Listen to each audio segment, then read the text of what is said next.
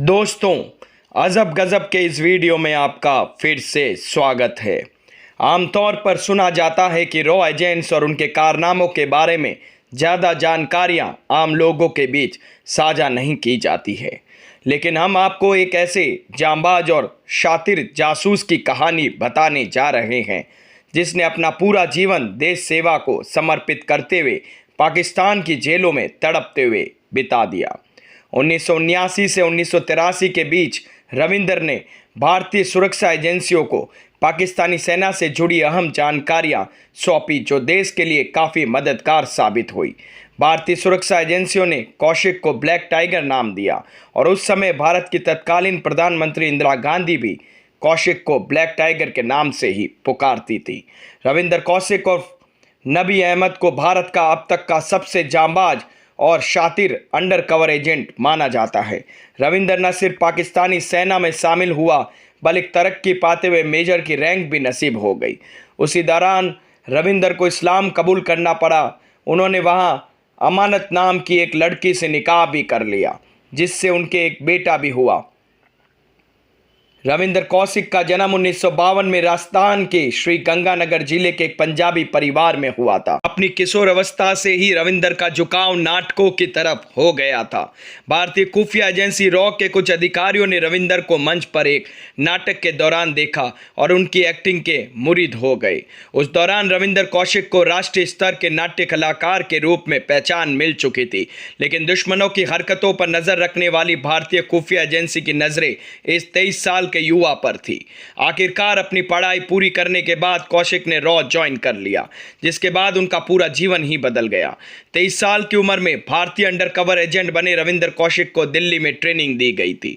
दिल्ली में ट्रेनिंग के दौरान रविंदर ने उर्दू और इस्लामिक शब्दों को लिखना और पहचानना सीखा। 1975 में पाकिस्तान भेजे जाने से पहले रविंदर से जुड़े दस्तावेजों और जानकारियों को एजेंसी द्वारा नष्ट कर दिया गया था और उनके परिवार से भी जुड़ी जानकारियां छुपा दी गई थी।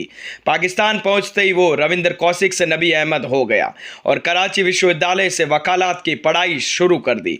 वकालत पूरी हो जाने के बाद रविंदर पाकिस्तानी सेना में शामिल हो गया और वहां से शुरू रविंदर को असली जीवन में एक नया किरदार निभाने का मौका मिला।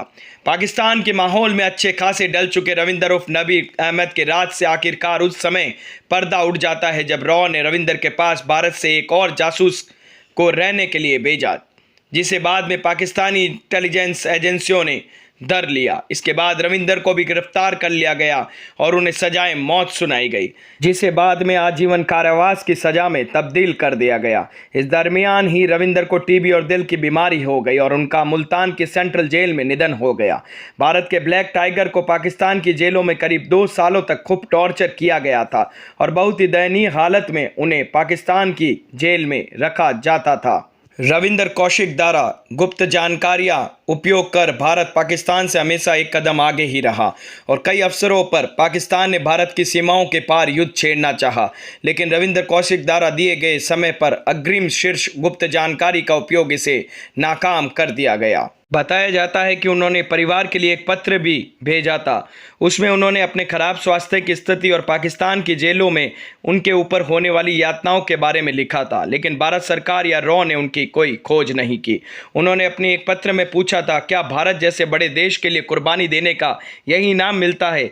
नवंबर 2001 को वह सेंट्रल जेल मुल्तान में फेफड़े, तपेदिक और दिल की बीमारी से दम तोड़ गए। रविंदर के परिवार ने बताया कि वर्ष 2012 में प्रदर्शित मशहूर बॉलीवुड फिल्म एक था टाइगर की शीर्षक लाइन रविंदर के जीवन पर ही आधारित थी। भारत माँ के वीर सपूत रविंदर कौशिक की जिंदगी आज भी उन तमाम युवा रॉ अफसरों के लिए प्रेरणा है जो अपना काम एक अद्भुत रूप से अंजाम देना चाहते हैं। वे आज भी भारत के सबसे बेहतरीन इंटेलिजेंस ऑफिसर के रूप में जाने जाते हैं, जिन्होंने अपनी जान तो गंवा दी लेकिन मरते दम तक अपने देश की रक्षा की। हम भारत के वीर सपूत ब्लैक टाइगर को सैल्यूट करते हैं। उम्मीद है आप लोगों को मेरी ये जानकारी पसंद आई होगी। अगर अजब गजब के ये वीडियो आप लोगों को पसंद आते हैं तो प्लीज़ लाइक, शेयर और कमेंट करना ना भूलें और हाँ, सब्सक्राइब करना भी ना भूलें। धन्यवाद।